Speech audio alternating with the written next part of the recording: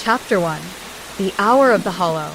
The first scream bent the air at 2:17 in the morning, a sound as thin and sharp as a wire pulled through flesh. Nell Morrow woke sitting up, heart already ahead of her, as if it had been standing watch while the rest of her slept and, finding something, rang a bell inside her ribs. Wind ran its fingers across the village roofs. The small panes in Nell's cottage window ticked like teeth. She folded back the quilt, stood, and went to the sill where the old brass latch sat warm from her hand's history. Outside, Low Hollow lay dark and polished, the bowl of land holding night the way a palm holds water. Alders made a black necklace at the rim, the brook stitched soundlessly along the bottom. On clear afternoons, school children rolled their bodies downhill for the laugh of it. At night, voices carried strangely. Sermons from the church floated to the far hedgerow. A dropped bucket sounded like a door slammed in the wrong house. But this scream wasn't echo.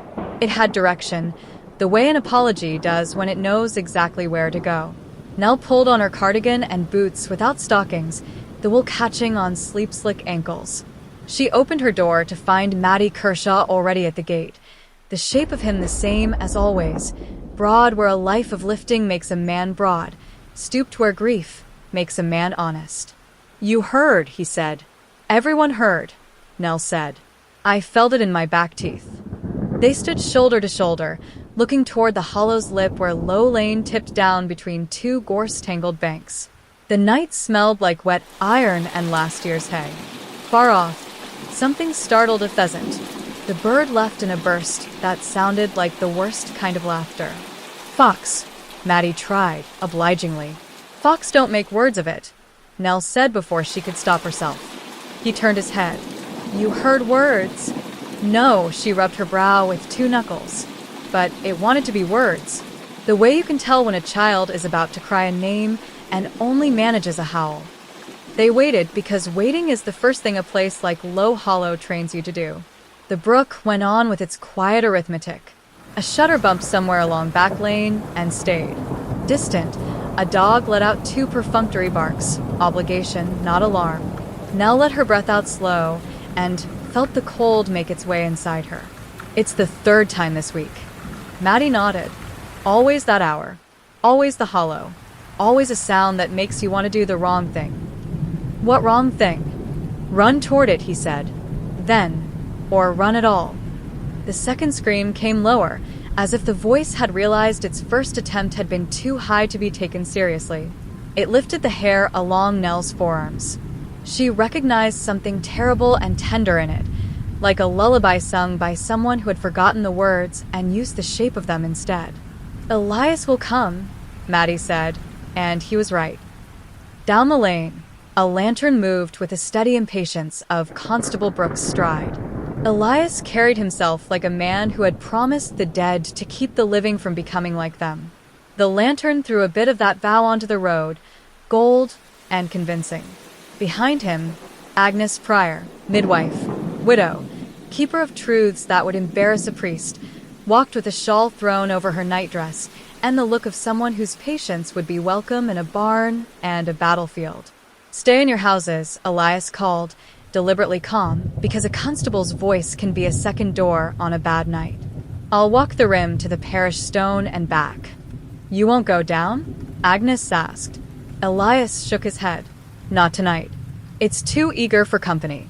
They all stood a minute longer, as people do when fear is present and politeness hasn't the courage to send anyone indoors.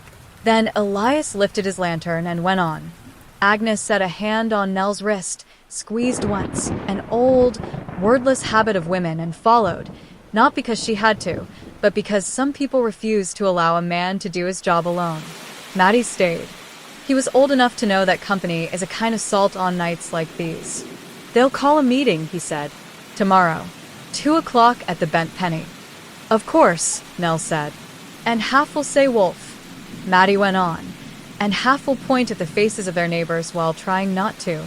Nell watched the dark, and in the dark the suggestion of a shape, and in the shape the worst suggestion that shapes are stories and stories can be lies. "And you?" Matty shrugged with his hands in his coat. "I think the hollow's taken a fancy to eating voices." I think something down there's learned what we make of our throats when we're afraid. Nell wanted to laugh and found she wouldn't. That's not science. No, Maddie agreed. That's low hollow. The third scream, when it came, was not a scream.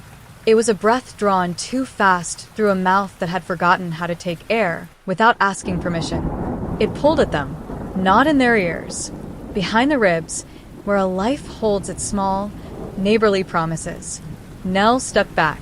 The cardigan couldn't remember how to be warm. I'm going inside, she said. Maddie nodded. Lock the door, and then pretend that helps. Nell did as told, because sometimes obedience is the cheapest way to buy a little courage. In bed, she set her palm over the place the sound had put its hand inside her and whispered the names of her class. Liza, Tom, Elsie, Ben, Noah, Ida, twins Harriet and Hugh, like counting sheep, like counting the living, like building a fence that would hold until morning. At 2:23, the hollow soft sang something like a word. It might have been help. It might have been wolf. It might have been the wrong kind of prayer. Sleep came late, and not all at once. Chapter 2. The Bent Penny. The Bent Penny had 2 rooms, one long and low with a fire that believed in itself, and one small where meetings were held and the chairs made their opinions known.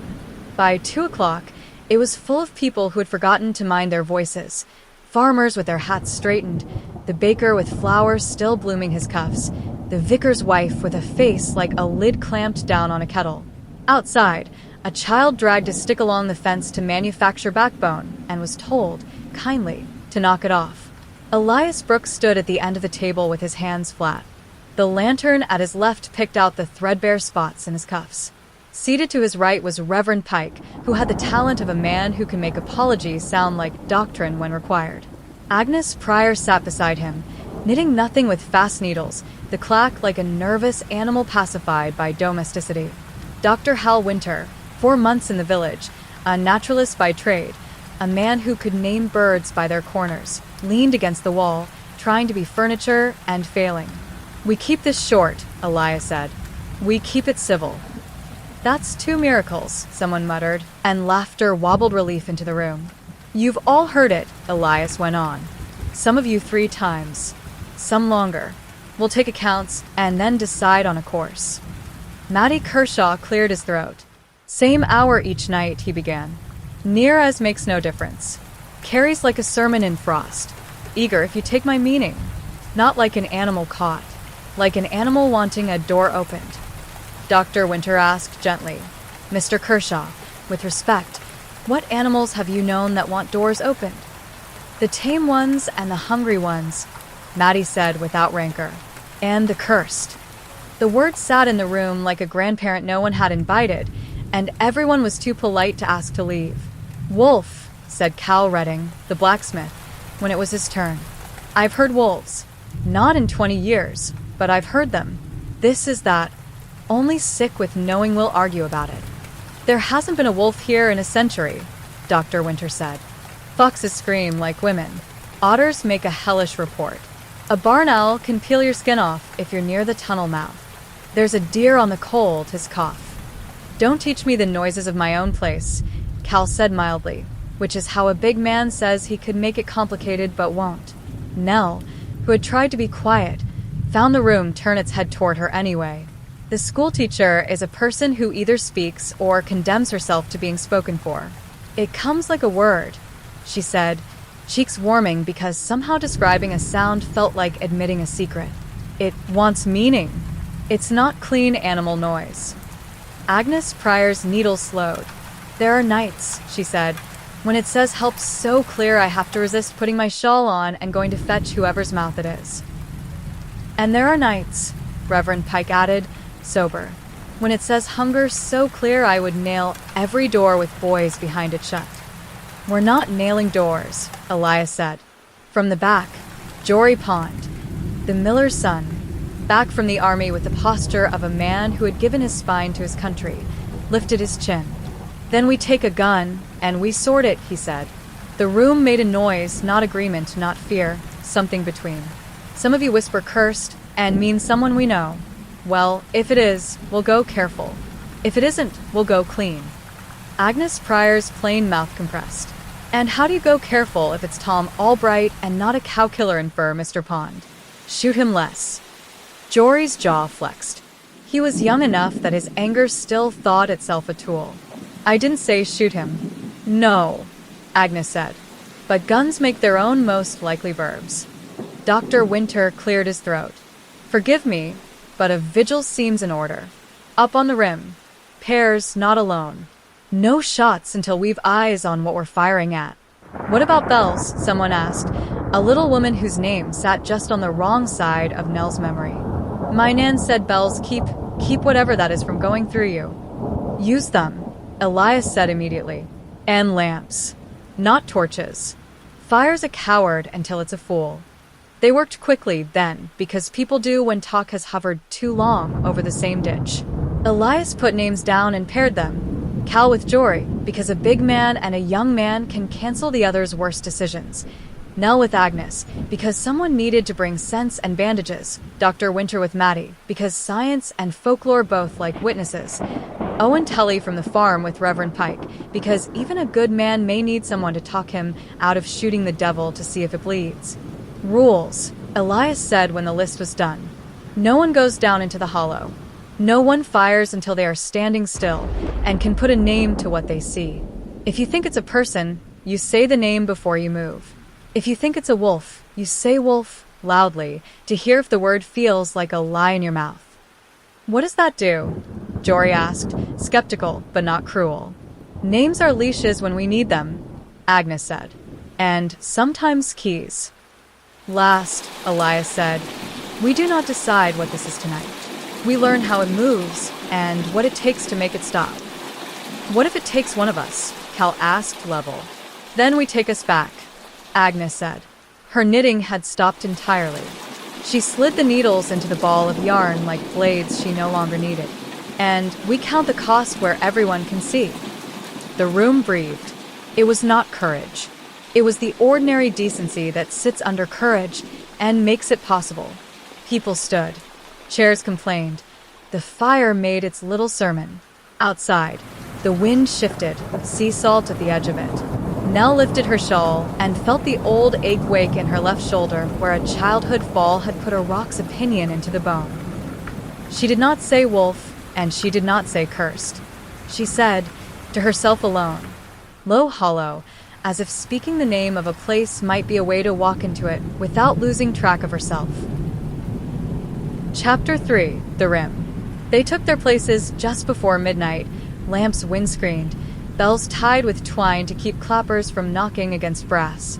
Agnes had given everyone a little twist of red thread with instructions to loop it around a wrist and tie it to a button or belt. So you remember your boundary, she'd said, and no one argued because talismans are manners when made by old hands. Nell and Agnes climbed the low shelf of earth to the east and sat on stones that had warmed in the day and were now busy giving that small hoarded kindness back. Below, the hollow lay as clean as a black plate. The brook showed itself only by what it refused to reflect. Across the way, Cal and Jory's lamp made an oiled thumbprint on the dark. To the north, Maddie and Dr. Winter's light blinked twice. Settled. You'd think, Agnes said conversationally, that after catching babies in sparse light for 30 years, a woman would enjoy sitting still. Turns out sitting still is when the mind makes its least polite suggestions. What's yours saying? Nell asked. Count the houses you have to knock at if it's one of ours. She sighed through her nose. Then it says the thing I hope you never learn. Nell waited. Agnes had taught her, years ago, that if a woman older than you begins a sentence that way, you simply put yourself into the posture of receiving and do not decorate it with anything. It says the hurt we can give each other is always, for reasons I don't like, more delicious than the hurt the world hands out, Agnes finished. It says if someone's cursed, someone else helped with the tying. They fell quiet. A sheep coughed on the far slope, flat, ridiculous, useful. Nell let her eyes adjust and found the night obliging. The alders became less like a wall and more like a row of old backs. The floor of the hollow learned her the different darknesses: grass, water, stone. She could have sworn the air just above the center bulged, a heat shimmer with no heat to explain it. She blinked, and it was a bowl again. "What if it's neither?" Nell said softly. "Not Wolf. Not one of us. What if it's the hollow learning to use a mouth?" "Then we'll teach it to say please," Agnes said, and for a moment they both grinned like girls. Far off, a bell tinked, an accident. The sound made a silver scratch in the dark, and then was gone. Nell's body wanted to lean toward the middle, to put more of herself where the scream had been last night. She tied the red thread a little tighter and felt the small tug. "You sit," it said. "You wait." That is also a verb. The first cry came early 1:58, lower than before, as if the throat had grown tired of being ignored. It gathered itself in the bottom of the hollow and stood up inside their bones. Agnes's hand went to Nell's forearm, the way her hand had gone to women's thighs before pushing, when pushing was required. "Help," Nell mouthed. "Hollow," Agnes mouthed back, and the two words made a braid that didn't break when the second cry tore the braid apart and made rope of it. Across the way, Jory's lamp moved, fast wrong. "Stay," Agnes hissed into the dark, knowing he couldn't hear but hoping the word could attach itself to a boy's belt anyway. Cal's lamp bobbed after him, steadier, trying to shepherd a shadow. "Maddie," Nell said, and then raised her lamp twice. "Signal, signal." On the north rim, their answer bobbed. "Seen." The third sound was not a cry. It was breath being taken, careful, testing a shape. It came from their left, not the center, near the place where the gorse rucked up like a dog's hackles and the sheep avoided in spring. Nell put her lamp low and moved her head, slow as advice, toward the sound. Agnes's hand left her arm and found the bell. She studied the clapper with her finger. At the edge of the gorse, where shadow made suggestions, something moved. Not large, not clean, a shape the size of a woman after a hard winter. It stepped into a sliver of sky glow and stopped, as if the light were a threshold it had promised not to cross. "Nell," Agnes whispered, and it wasn't a warning so much as a reminder that she had a name and should use it on herself. The shape lifted its head. The face showed no features a lamp could recognize. But there were eyes, and what made Nell set her back teeth was not that they shone. Animal eyes shine for free. It was that the shine held surprise, and behind surprise, shame. The mouth opened. A sound came that had every intention of being Nell, and she was already saying no, out loud, hands up, because names are keys and you don't hand them to strangers in the dark. "Say Wolf," Agnes breathed, very near her ear. "Wolf," Nell said to the shape, and the word tasted true and false at once. True in the throat, false in the mouth.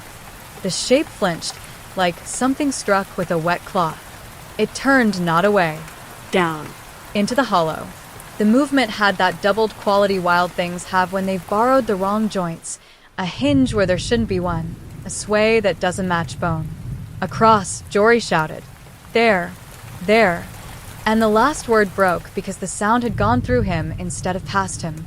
Cal's voice came, the exact tone a father uses to make a child keep his feet on the rung of a ladder. "Stay, lad." Then Reverend Pike, from the north, with the voice he used at graves when the wind tried to steal dignity. "Name it, boy." "Wolf," Jory said, loudly, dutifully, like a man answering roll. The hollow answered, and there was no obedience in it at all. The cry reached up and pressed its palm against the underside of the sky. Bells rattled in pockets. Lamps shook in hands. Something silver. The moon on the brook? A button? A thought. Spun and was lost. "Don't go down." Elias's voice cut from the western rim, professional and tired, a rope thrown out of long habit. "I'll sack any man goes down tonight." "Then we go up," Agnes said, and for a second Nell thought she meant climb higher into the air like souls. Agnes put two fingers between her teeth and whistled, a shrill, disciplined note that cut through the shape and pinned it. It staggered, knee folding, head low. "Again," she said, and Nell, schoolteacher with a voice trained to cross rooms without breaking anything, shouted stop with the same tone she used for boys who ran with scissors. The shape froze, surprised by the verb. "Nell," Agnes said again, "say a name that isn't yours." Her mind ran the village like a set of cards. The face was no face. The eyes were anyone's. The wrongness could cloak a nephew or the priest. She thought wildly of Ivy Tamsin at the bakery, of Tom Albright, of brittle Mrs. Dacey, of her own reflection at bad times. Hannah, she said, because Hannah Blythe sleepwalked, because Hannah's hands had the habit of touching her throat when she listened, because Hannah had not been seen in the shop today. The name landed on the shape as a coat might. The head lifted. The wrong hinge in the movement made Nell's mouth go dry. Agnes's bell kissed its clapper. One small sound, like a pin tapped on glass. The shape shuddered. Not at the sound, Nell thought belatedly, but at the politeness of it. The way a bell asks a room to attend without humiliating it. Again, Agnes murmured and tapped. Across the bowl, Maddie's lamp blinked, twice and once. Elias answered, once. A language hard as nails and twice as useful. The shape bent, not toward them, toward the brook. It put its hands to the ground, and for a terrible second, they were paws and then not paws. The mind slipped trying to hold both. It dropped to all fours, scrambled wrong, then found a gait that fit, then lost it, then fled along the seam of water the way a secret seeks a seam. Nell, Agnes said softly, don't follow your own name. I won't, Nell said, because promise is a kind of rope, and let the shape go because mercy sometimes looks like allowing a thing not to be seen more clearly. What did it want? Agnes asked, very quiet. To be told what to be, Nell said, shaking, and hated herself for how sure she was. A shout from the west, Elias. Back to the rim. A pause. Jory, you're done for tonight. Cal's laugh came on the wind, gentle and younger than he was. He's been done since his boots hit the grass. They gathered an hour later at the parish stone as planned. Faces had that pale, eager guilt people carry when they've survived something they didn't prepare for. Elias looked at each of them in turn, counting bruises and borrowed courage. Nobody down the hollow, he said, and if his voice had a tremor, the wind took it.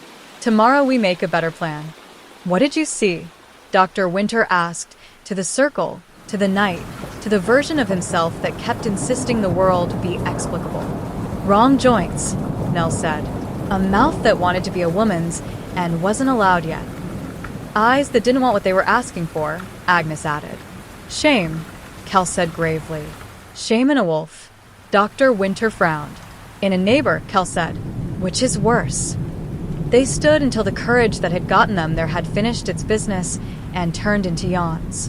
When they broke, Agnes took Nell's elbow. Don't sleep with your window latched. Things that want to be words will try to come up through the floor, if you make them. That is not science, Dr. Winter said wearily, overhearing, and Agnes kissed his cheek in a way that was both flirtation and offense. Hush. Let the hollow have the last word tonight. You can publish tomorrow. On her way home, Nell cut through back lane and stopped because the smell of bread startled her, fresh, at this hour. The bakery door was ajar. She leaned and saw Ivy Tamsin bent over a pan, shoulders shaking. Ivy, Nell said softly. Ivy startled, then smiled, too quickly. Can't sleep. Thought I'd pre-shape. She wiped her cheek with the back of her hand and left a smear of flour like a handprint on a pale wall. Did you hear? Nell asked. Everyone heard, Ivy said. It sounded like when I try to talk to myself in the mirror about something I don't want to hear. She set the pan down harder than it deserved. You know Hannah Blythe didn't come in for bread today? Nell's mouth went dry again. I wondered.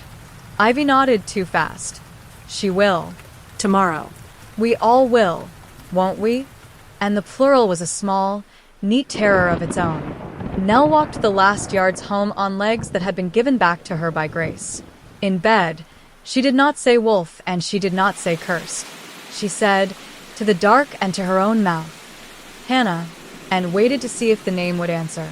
The night did what nights do when watched. It behaved itself, which is to say it lied kindly. Chapter 4. The Searchers and the Sills. By morning the village wore the tight mouth of a place that had listened all night and not been thanked for it. Doors stood open 2 inches, then shut 2 inches, then opened again, the way people breathe when they're not sure whether to scold or call for help. Children tracked gravel into kitchens and were not corrected. The air had that not-quite-salt taste that arrives when the sea thinks about coming inland. Nell put the kettle on and failed to wait for it. She laced her boots with more force than they deserved and tied Agnes's red thread above her right cuff the way Agnes had taught. 2 passes, a square knot, the tail tucked back under. She took her school satchel not because books would help, but because a satchel in a teacher's hand persuades doors to be less suspicious. At Hannah Blythe's cottage, the gate hung open, and that was wrong. Hannah hated a gate ajar. She said it made a mouth of the path, and neighbors could see her teeth. Ivy Tamsin stood by the lilac with her mixer's apron over a cardigan. She had flour on her cheek like last night, as if the night had not interfered with work, but had sprinkled itself where cloth could not refuse it. Knocked, Ivy said, eyes flicking to the door as if it might answer the knocking by itself. No one. Nell pushed the door with her knuckles and called, "Hannah? It's Nell." The air inside was cool and smelled of lavender in the clean way, not the desperate way people drench a room to stun a smell. The sitting room had its neatness intact. Mended throw.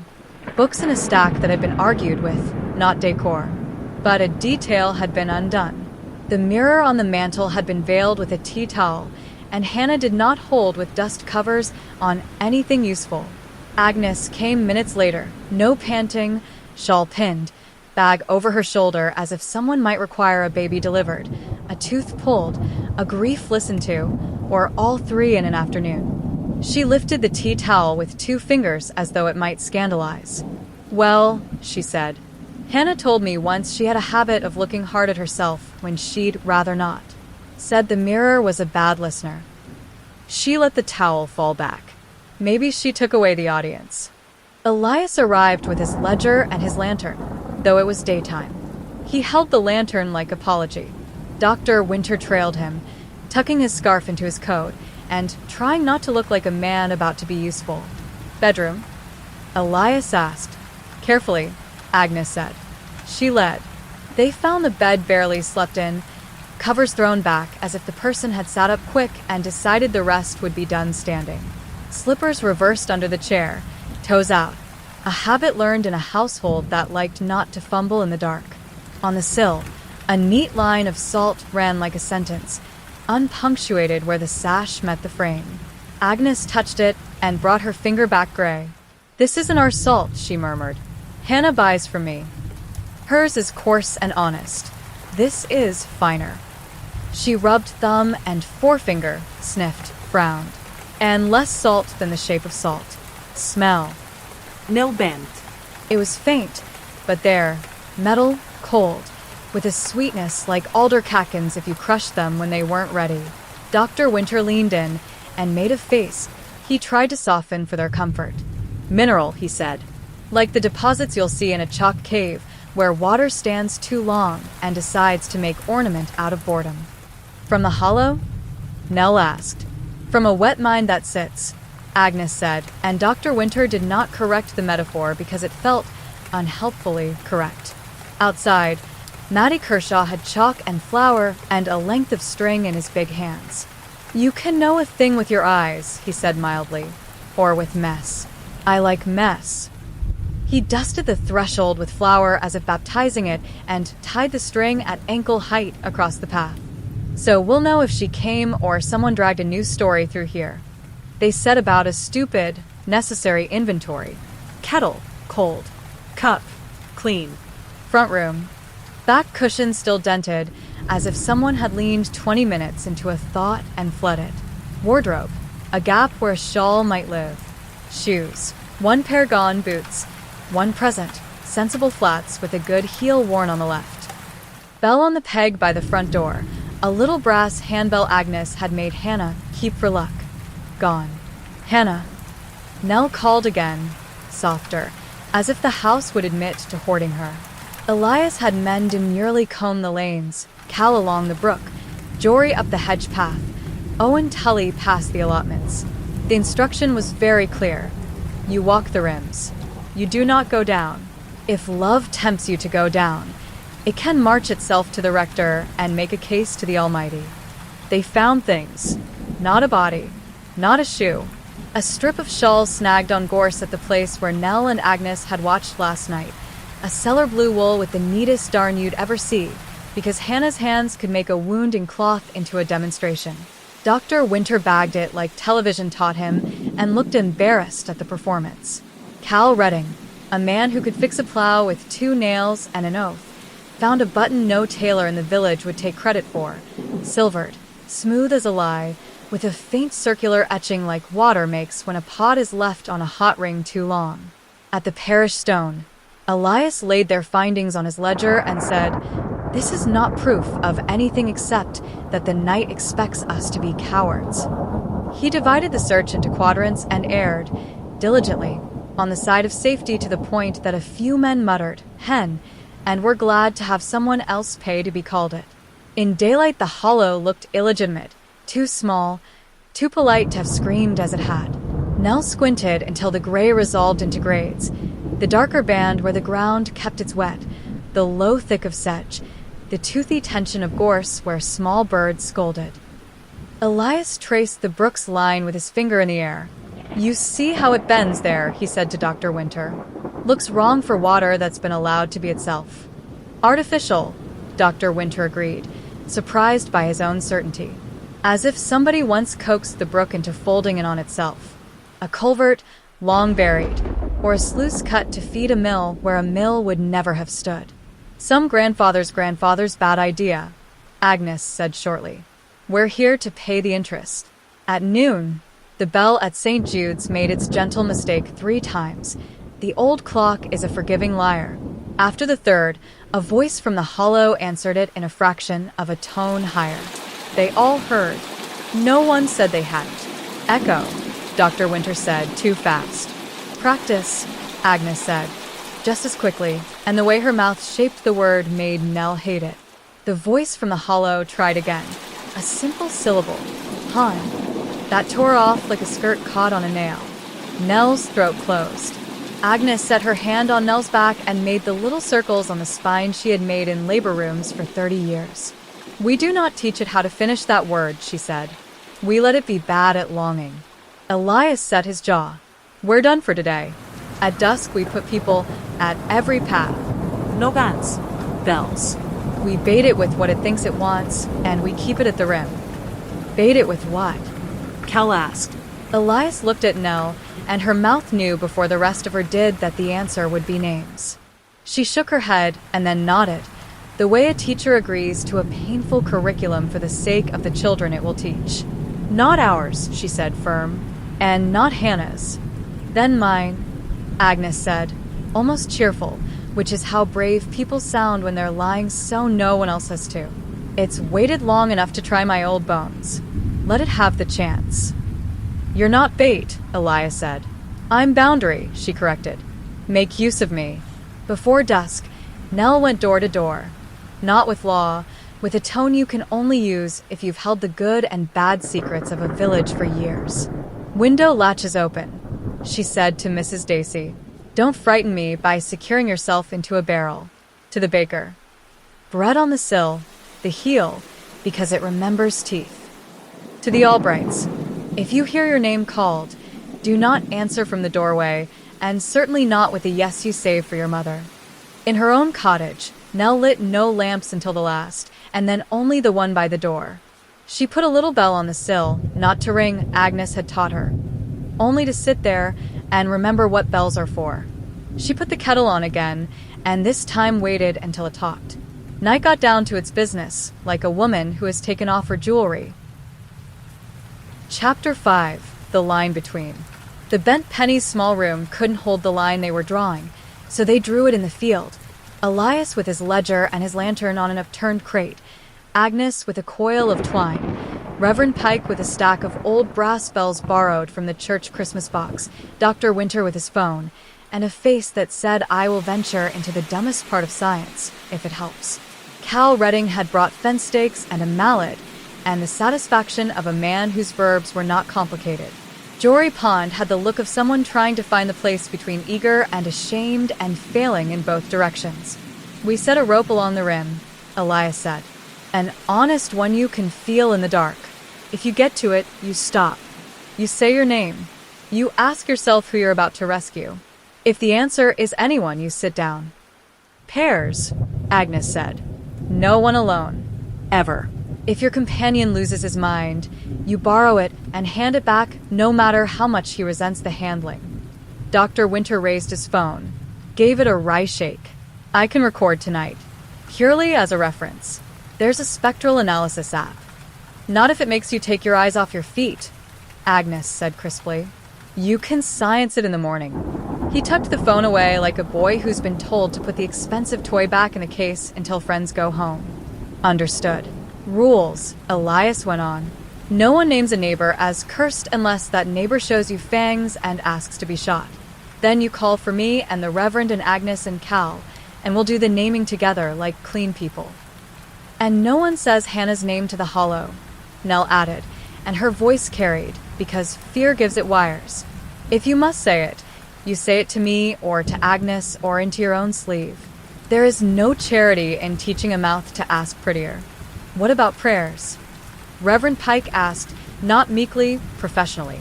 Pray, Agnes said, but make sure they're the kind where you don't apologize for other people's sins while congratulating yourself on knowing better. Short then, Pike said dryly, and the laugh he got did more work than argument would have. They set the rope, posts at the 4 cardinal breaks where paths entered the bowl, twined between. It wasn't high thigh height, and that was deliberate. Elias said, if you have to climb anything at all, even by mistake, you've already gone too far. Nell and Agnes took the east again, the stones they had warmed last night still holding a little of the day. Cal and Jory to the west. Cal had a hand hooked in Jory's belt, as if the boy might decide beltless was the future, and Cal wouldn't approve. Dr. Winter and Maddie to the north. Maddie's lamp of patience. Dr. Winter's one of those small things you can tell is expensive, because it pretends not to be. Owen Tully and Reverend Pike to the south, under the alder's old backs. Elias walked, or rather paced, making a circuit like a clock that knows it will take a lifetime to complete the hour. The village held its breath and then decided that was foolish, and exhaled in sighs that made curtains move. Bells sat on sills with their tongues quiet, refusing politely. Windows stayed unlatched. Not one door was nailed. At 1:44, the hollow breathed at them. No cry, no practice word. The kind of breath people take when pain has become a room and they have decided to live there for a while. Agnes took Nell's hand. Nell let her. A fox barked twice in the hedgerow and then thought better of it. At 2:02, the voice said help in a way that nudged you in the back, like an ant. Twice. Then please, and the S didn't behave in the mouth. It had that sizzle a blowtorch makes on wet paint. Not human, Dr. Winter said from the north, aiming the sentence down the rope, so it would reach them gentled. Not even close. Then treat it like a neighbor anyway, Agnes said back. Neighbors are who we practice kindness on for when monsters arrive. The voice tried again. Hun, it stalled. Agnes struck the bell once with a fingernail, a note like a coin tapped. The voice flinched and then did an awful, precise thing. It slid sideways and came back as Ivy, the exact breath Ivy Tamsin takes when she talks to dough that won't rise, a sound no one outside her kitchen should own. Ivy, on the east rim with them tonight at Nell's other side, because she had insisted, and because sometimes you let insistence stand, put her hand over her mouth and made a noise like something small being stitched with a cold needle. Eyes down, Agnes said, fast, because when someone calls your name like that in your own voice, your head will go to them without permission. From the west, Cal. Wolf. A test word, the rope catching the syllable and making it into a rule. From the south, Reverend Pike. Unexpected steal. Wrong bones. And Nell loved him for putting doctrine aside to name a more urgent truth. It went on. The hollow learned Ben in the exact way Mrs. Jarrett says it when she means the boy ought to have brought his jacket. It learned Maddie, like a wife half-scolding across years of marriage and 100 mended chair rungs. It tried Nell. It missed. The LL stuck. It made an R and sounded like the hollow was asking for a river. Nell kept her eyes on her knees and said, "No," softly, like a teacher when a child steals a pencil to see if he can. "What does it want?"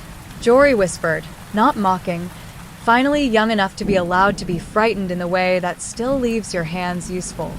"To be told what to be," Nell said again, and this time she didn't hate herself for her certainty, and to be forgiven for wanting it. "What if we tell it nothing?" Dr. Winter asked, almost pleading. Scientists suffer when the best method is patience. "Then it takes," Agnes said. "It takes words from mouths that leave them lying about. It takes the shape of shame and wears it because it fits the easiest." As if in answer, the hollow tried a new thing. It spoke Hannah in Reverend Pike's wife's voice, Mrs. Pike's careful kindness, the way she says names like bandages. It said it once, and the air around the name hurt. Agnes rang the bell, soft. Elias's lantern came faster around the rim. The rope tugged on Nell's thigh. She looked left. Ivy was leaning forward, not down. Toward. As if the name had opened in front of her exactly the place in a morning where she would put a tray to rise. Agnes's hand shot out, not to grab. Ivy might resent that, might feel handled, but to cover Ivy's hand and hold it where it lay. "Bread's in," Agnes murmured. "You'll ruin it if you open the oven." Ivy's head jerked, and she laughed a little, because metaphor is an ancient magic that does not ask people what century they're in. She breathed out. "Right," she said. "Right." At 2:20, the hollow did the worst thing it had managed yet. It repeated a line only Nell should have known. The roll call she rattled without looking, the exact sequence of her class. Liza, Tom, Elsie, Ben, Noah, Ida, Harriet, Hugh, in her own cadence, only flatter, like a person who has learned the syllables, but not the meaning. All along the rim, parents made a noise like birds when a hawk passes. Nell put her face in her shawl and bared her teeth there where no one could see it. "No," she said into cloth. No, darling. "That's mine." "Ring." Elias called evenly, as if ordering a pint, and along the rim bells were tapped. One note, then another, then scattered, then together. It wasn't music. It was a room deciding it would allow itself to be a room for people, and not for hunger. The voice retreated, not forever, for a minute, which is as generous as minutes get. At 2:31, Jory foolishly lifted his lamp high to see if the voice would show itself the way fish sometimes come up to life. Cal swore and yanked his belt hard enough to make the boy sit by mistake. Jory sat, furious, grateful. He put his face in his hands and did not cry, and somehow that was worse. Cal's big hand parked itself between Jory's shoulder blades like a portable wall. "Stay," Cal said, and the words sounded like it liked him. It ended at 2:47 with an exhausted little gasp that could have been triumph and might have been disappointment. Elias called home, and it was the kind of order you obey, because it gives you permission to do the thing you were longing to do anyway. Back at the crate, they counted. Everyone. No injuries beyond rope burns of shame, Jory and Bell Thumb, Agnes. They did the thing small towns do when they have nearly been eaten but were not. They quarreled gently. Dr. Winter argued about real-time recording. Agnes told him tomorrow, and only if she could hold the phone while he looked at his feet. Reverend Pike suggested a prayer said at the same time by everyone in their own houses. Cal said that's a schedule, and everyone laughed because it was late and laughter is the body's apology for surviving. "Tomorrow," Elias said. "We try it with a name it doesn't deserve." "Whose?" Nell asked, and hated that she was hoping for hers and hated that she was terrified it would be Hannah's and hated that the carry of her own heart toward and away at once was proof she was still fit to teach children. "Mine," Agnes said, before anyone else could speak. "It's been in my line of work too long to pretend it hasn't fancied me." She smiled with her teeth, which in her mouth is not a threat. "I'll teach it how to be refused without becoming mean." Chapter 6. Borrowed Mouths. They began with a test the Hollow had not asked for. At noon, Reverend Pike tolled St. Jude's bell once, wrong hour, without dignity. From the bowl, after a beat, came the mimic toll, a fraction higher, breath rather than bronze. Mrs. Keene, who had the pub door open to let the day wash through, said to no one, "It's practicing," and put the kettle on. Nell spent the afternoon at school writing 2 lists on the blackboard under the day's mats. One column, names you answer to. The other, names you don't. She made the children say them aloud. You can teach a 9-year-old to hold a line in the mouth as well as the hand. Hugh asked about nicknames, miss, and she told him those belong to people who love you, not to things that want to borrow you. Harriet asked what to do if you want to answer a name that isn't yours. Tie a piece of thread to your wrist, Nell said, and hold the end of it in your fist, and remember you can be pulled back. The children, who are better at rituals than we think, all tied the red yarn she gave them. Liza asked if the hollow was a person who needed a friend. Nell, who was tired, said, "Some things are better as neighbors," and the children accepted that wisdom because it made cleaning erasers feel more noble than it is. At dusk, the rope rim was checked and tightened. Agnes insisted on a second length lower, mid-shin. "Your thighs will lie to you," she said. "Your shins are honest." She gave each pair a tin mug half full of oats. "Throw if you must," she instructed. "Not to feed it. To make sound in the grass where your voice would betray you." Dr. Winter got his wish on a short leash. Agnes looped the lanyard of his phone around her wrist. "I'll point it," she said. "You keep your eyes." He accepted the indignity with gratitude. Good men know when to be told what to do. The night arrived with a cool that felt like manners. A smell of river flats lifted, that good rot that makes land fertile. The lamps sat on stones like reasonable planets. Agnes took Nell's hand without asking, which is a courtesy women extend to each other when they mean don't you dare be brave alone in front of me. At 1:56, the hollow cleared its throat. Impossible. That's an act that requires a tongue. And yet it announced itself in that petty, human way. Agnes smiled, and the smile had a combative kind of fondness in it. "All right then," she murmured. "Let's have our lesson." At 2:03, it said her name. Perfect. Not Agnes as the village said it. Agey, casual, fond, but full, with the crispness women use with doctors and men who sell ovens. Agnes. Nell felt Agnes's hand tighten once, surprise paid in a coin you don't mind spending, and then steady. Agnes did not move. She did not answer. She set the bell on her knee and placed her finger lightly on the clapper. "No," she said, "the kind of no that means I hear you and I choose not to be moved." It tried again, and this time it borrowed a different mouth for the same word, Agnes's dead husband's voice, and Nell knew it because everyone in the village still remembers the sound of Mr. Pryor, even if no one tells Agnes that they do. Agnes swallowed and said, "No," again, like a woman who has had to practice it until it didn't crack. On the north rim, Dr. Winter watched the waveform crawl across the phone screen like a lie trying to learn to write. The app dutifully reported frequency bands and harmonics, and then once, 3 simultaneous formants where a human throat should only make 2 when saying aginess. He whispered, awe despite himself, "It is more than one mouth." "Like a choir with no church," Maddie said, steady beside him, and reached over and turned the phone brightness down because light is rude when the night is doing delicate work. At 2:11, the hollow said please in a child's voice. Not any particular child, until it fumbled and made, for one terrible syllable, the exact PL that Ida makes when she is lying to be kind. Nell's stomach dropped, a clean, efficient nausea. She said low, "Ida is in bed," and was a little amazed at how much a statement can anchor. Agnes lifted the bell and struck it once firm. "Neighbors only," she said quite loudly toward the bowl. "No dead, no children, no strangers from our own mouths. Try again." It did. Help. Not pleading, just declarative, as if stating the thesis at the start of an essay. "What are we helping you from?"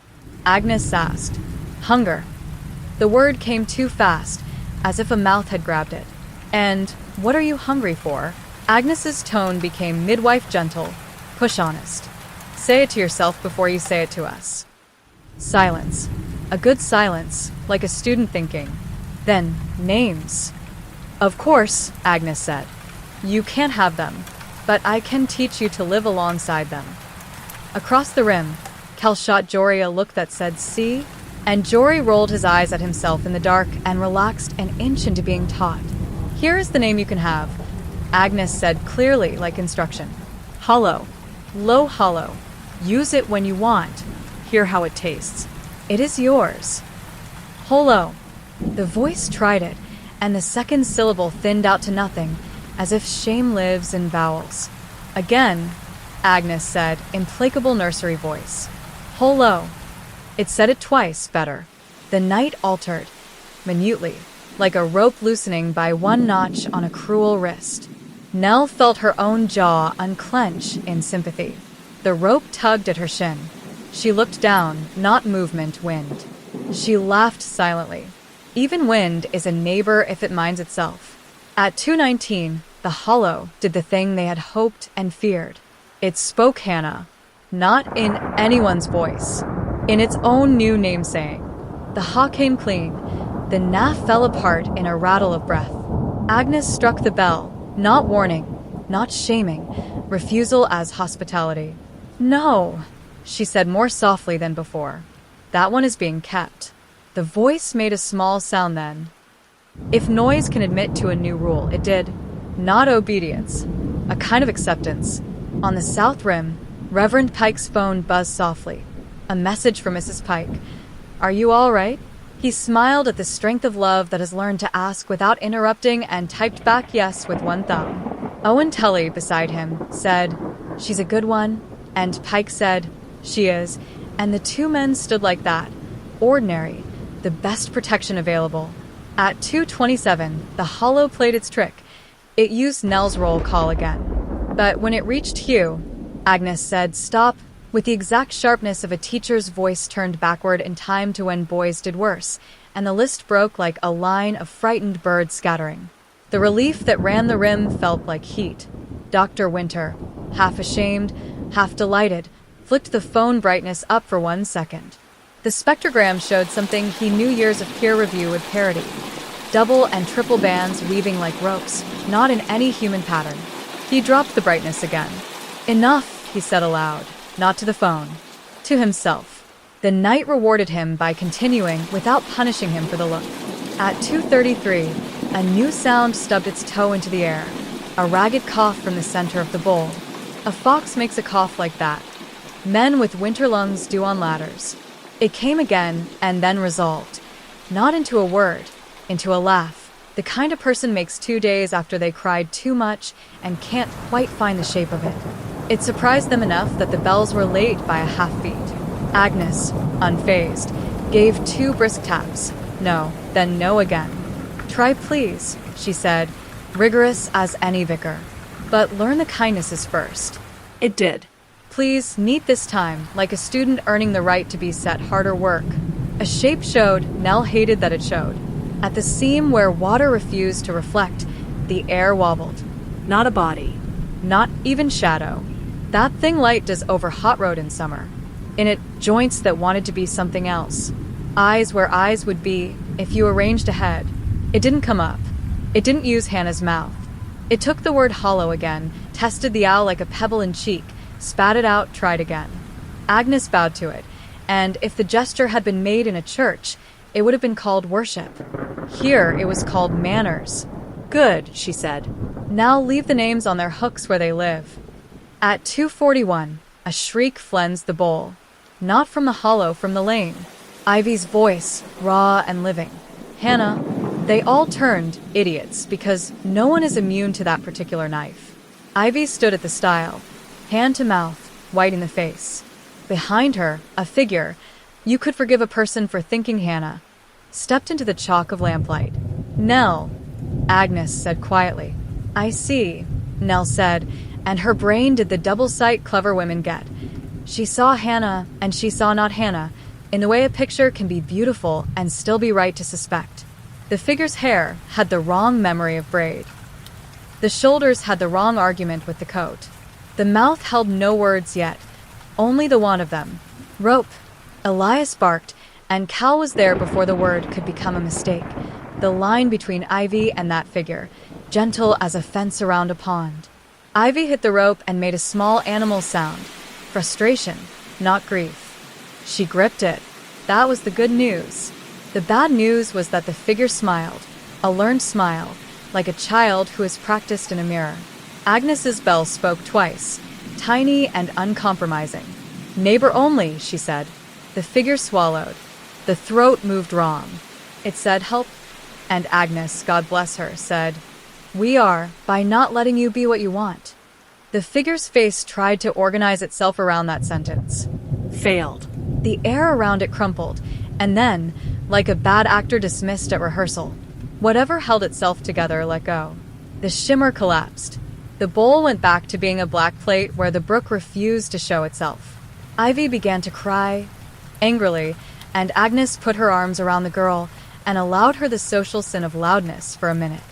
It ended not with music, but with fatigue. The bells said their last polite no. The rope carried men's hands back to their bodies.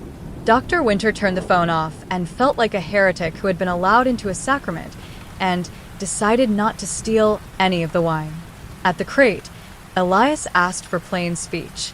"What do we know?" "That it can borrow," Nell said. "And it prefers to borrow what people will obey." "That refusal works, if you're kind with it," Agnes added. "I think it feeds on meanness, ours, and it's starve it there." "It's learning a name for itself," Reverend Pike said, surprised to hear hope in his own mouth and unwilling to apologize for it. "That gives us the grammar to speak to it." "And Hannah?" Ivy asked hoarse. Elias did not lie. "We don't know."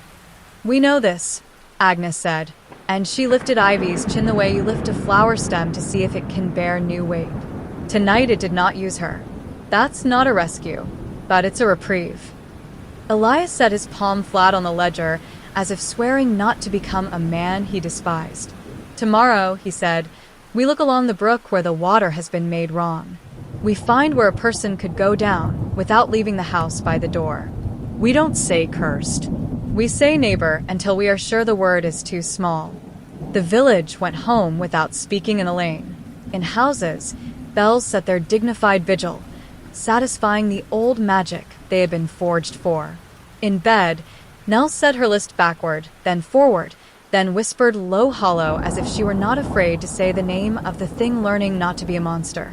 On the sill, the little bell shifted half an inch as night air moved and did not ring. It did not need to. The refusal was practiced now. The practice had a rhythm, and from far off, almost courteous, the hollow tried its name one more time and didn't quite get it wrong. Chapter 7. Water Under Stone. By morning the brook had learned a new sound. It wasn't louder. It had a thread through it, like twine run along a bough. Nell heard it from her doorway and, for a moment, thought of violins left in a cold room. She wrapped her scarf and took the lane without tea, because some days you let the kettle be offended. Elias had sent word with Maddie, meet at the alder stand where the water bent wrong. Cal came with a pry bar. Dr. Winter brought the sort of bag men once called a Gladstone, except he had packed it with rulers, a coil of measuring tape, a headlamp, a compass, a roll of parchment paper he would insist on calling vellum even as Agnes clucked at him. Agnes herself carried her bag and, tucked alongside the forceps and tinctures, a fistful of small brass bells on red threads. The brook looked innocent in the good light, all that sweetness water makes when it pretends to be a friend. But the bend Elias had pointed at yesterday had an unnatural geometry. Water should hesitate and then make its choice in a curve that narrates itself. This bend affirmed something not spoken, a corner someone had taught the brook to take. "Here," Elias said, tapping the bank with his boot heel. The sod sounded hollow. Cal knelt and pressed his palm flat. "Cavity," he said, practical as a carpenter. They scraped, not digging precisely, lifting off what time had meant to keep. Dr. Winter's patience surprised Nell and pleased her. He handed tools, measured gently, put the findings into his book in a hand that did not insist on Latin unless it had to. Beneath the sod, stone. Not boulders, not cobble, cut. 2 courses of dressed blocks, then a lip, then the suggestion of a tunnel mouth where the brook's water went dark, then paler, with a turbulence that read as thought. "An intake," Dr. Winter said. Victorian work, if I'm any judge. You aren't, Agnes said, but I'll allow it. Cal wedged the flat end of his bar between the top stones. They squealed, old iron singing in their mortar. The stones lifted a grudging inch. Water spattered in a way that delighted no one. The smell that came out wasn't death. It was industry seasoned with old seasons, cold metal, chalk, a trace of coal smoke that made Nell think of the big house chimneys from a century ago, and beneath, the sour of stagnant, the way grief goes if you don't stir it for long enough. Hold, Elias said. I want eyes before we give it mouth. Dr. Winter lay flat and slid his head and shoulders toward the lip with a bravery that didn't announce itself. He clicked his lamp on and put his face to the dark. Egg-shaped, he said after a breath, voice echoing a little, as if it had been made to. Brick. Mortar sound in places, a pause, and not sound in others. 10, 12 feet, then a bell. He pulled back, blinking as the daylight made his pupils scold him. A widening. A chamber. Not large. A bell, Agnes repeated. Her mouth did a small, grim smile. Of course. A mouth wants a bell. See anything that isn't architecture? Elias asked softly. Dr. Winter hesitated, then nodded. Mineral deposits. Stalactite analogs. Only they're dark. Manganese or iron oxide. Black salt, as quarrymen call it. He wrinkled his nose. And fabric. Something snagged. Blue. Henna shawl, Ivy said from the alder's shade. Nell startled. She had not seen the baker arrive, had not heard her feet on the path. Ivy's face had the blankness of a person refusing to let her expression become a lever others can pull. She lifted her chin and said, If you go down there, you tie me to the rope too. No one's going down there, Elias said. Not yet. He looked at the bank. We don't know where it goes. We don't know what the water does when the culvert sulks. Culvert, Maddie said, tasting the word like an old swear. My father called them the devil's nostrils. He wasn't wrong. Agnes unrolled her red threads and handed them out. Wrist, she said. To the coat, to each other, to common sense. She tied her own around her left wrist and to a belt loop, and then to Nell's right cuff, neat, no fuss, a little tug to test the knot. If one of us remembers badly, the other will do the remembering.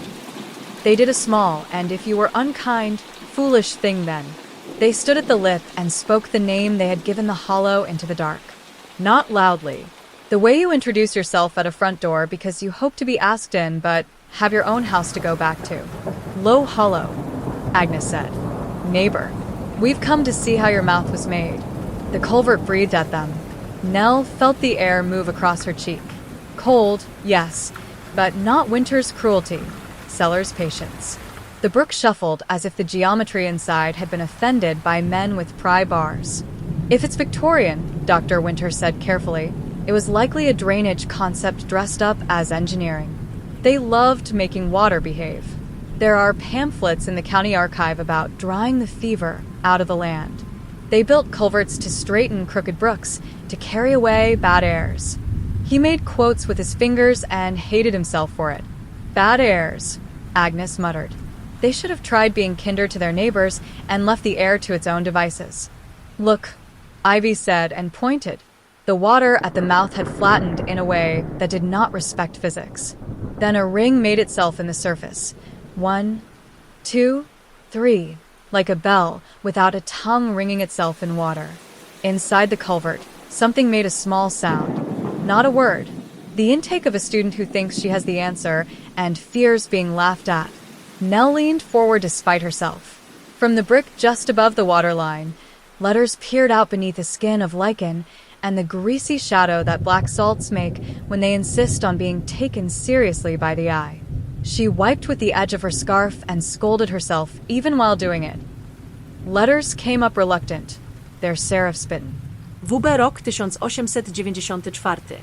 Then, lower, culvert MA, the last syllables lost to time and slime. Beside the letters was a shallow etching like a poor man's flourish. 2 arcs. Like a smiling mouth if you were generous. Like a trap if you weren't. W. Blythe. Ivy said softly. Hannah's great-grandfather. He owned the sheep dip downriver. He would have approved of drains making water into something more decent. Her voice trembled on decent like a sarcasm held back by decorum. Your family? Elias asked, not to accuse, so he would not learn later that he had humiliated the wrong person by not knowing. No, Ivy said. Tamsin's baked. Blythe's sluiced. She shivered in the shade. I still sell them bread. The knowledge altered the shape of the day for everyone without making anything simpler. Nell felt the small way the world turns when you realize the story you are standing inside has a chapter you don't like to read aloud. Listen, Dr. Winter whispered. It came up the tunnel easy as a boy who has learned he will be forgiven. Holo. The word was poor. Still, the ow crumbling like chalk at the end of a stick. Then the cough laugh again, absurd, terrible, like someone attempting to be jovial at the wrong time because they learned in childhood that jokes can save you from being struck. Agnes set a bell on the lintel, tucked under a jet, so the brook wouldn't carry it away. The red thread trailed, a ridiculous, brave line into the dark. Neighbor only, she said, pleasant as cream. If you use a name not yours, we will refuse you, and then feed the refusing with soup and never apologize. The culvert answered with a brief, sulky hush. Then a different sound, a hard tick like metal on stone. Not close. Far. Then another, after a count of 3. Tick. A rhythm. Ivy went to her knees, so fast Nell had her hands out without thinking. Hannah's bell, Ivy breathed. She used to count bread risings that way when the wind ate the kitchen clock. Elias had them still with a hand. He put 2 fingers into the water. Foolish, necessary, and hissed at the cold, then smiled because it anchored him to something other than dread. He listened. Tick. 3 heartbeats. Tick. Alive? Dr. Winter asked, soft as you'd speak in a ward. Alive, Agnes said. Or the thing wants us to think. She stopped.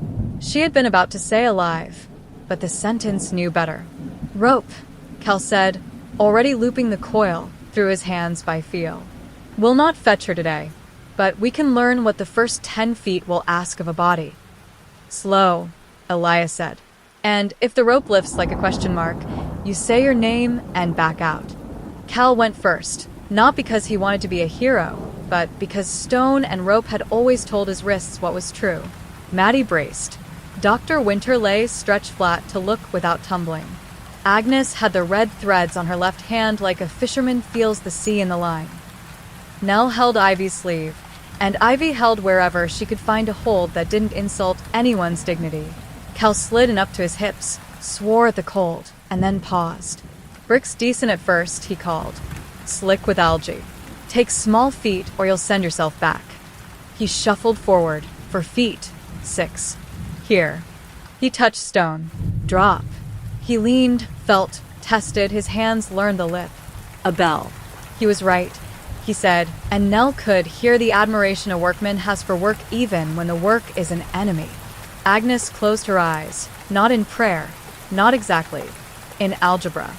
She counted the beat between ticks, between Cal's breaths, between the bell in her hand and the threads against her skin.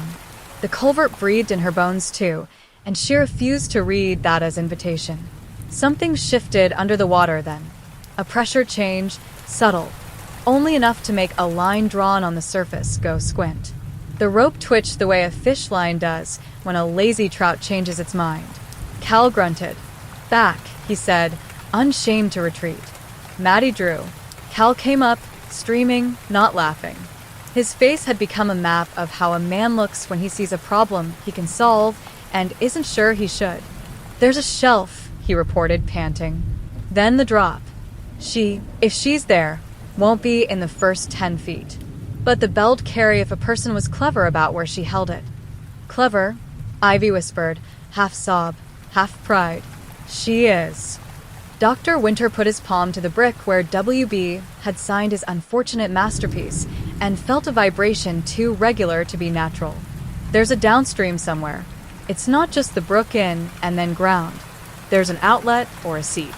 If we block this mouth with sacks and salt, it could force water somewhere else.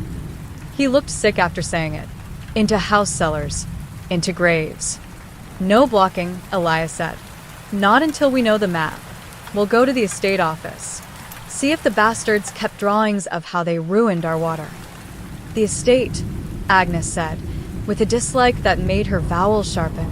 They'll have a story about goodness stapled to their theft. They always do. They put the stones back as best they could without pretending it would fool the culvert into forgetting the day. Elias posted an idiot guard, a boy with a book and instructions to go for Maddie if anyone so much as breathed too near the bend. Agnes fastened another bell to the alder with red thread. For remembering, she told the tree and patted its skin as if she expected it to grunt agreement.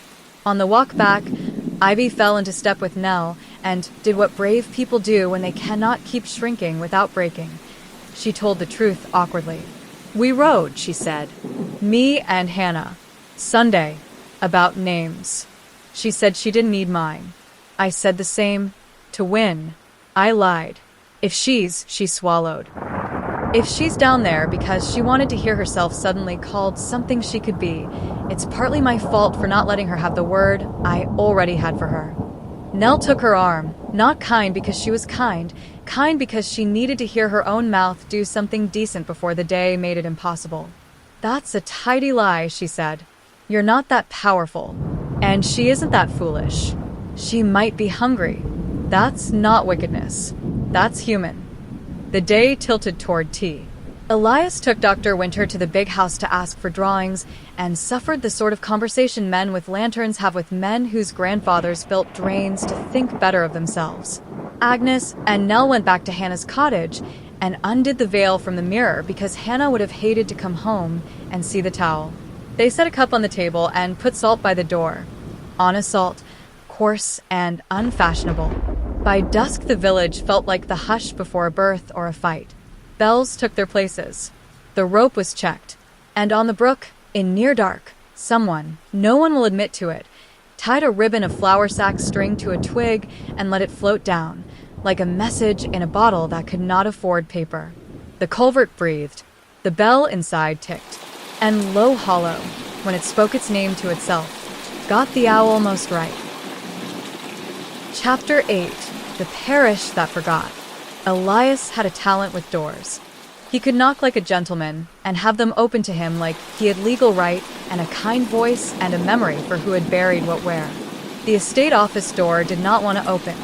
He coaxed it anyway. Inside, a young man with a part too straight and a tie too honest tried to become a wall of policy. Elias put his lantern on the desk and apologized to it first. "Sorry to bring you into a room where oil is the wrong smell," he said to the lamp, and the young man smiled despite himself, and after that it was easier to ask for the culvert plans. They had them. The Victorians drew like men who thought the world should be grateful to be seen.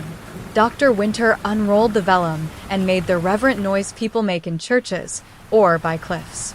Ink, neat as a sin in a story. Drainage and acoustic improvement for Low Hollow, 1894. Hvor bleit surveyor? A pencil note in a hand like a teacher's rage. Curate Ezra Pike. Call bell, trial, discontinued. Dr. Winter and Elias glanced at each other and did that small, civilized thing friends do when the person implicated is kin to someone they both love. They made their faces brief and kind and saved the astonishment for later. Acoustic improvement.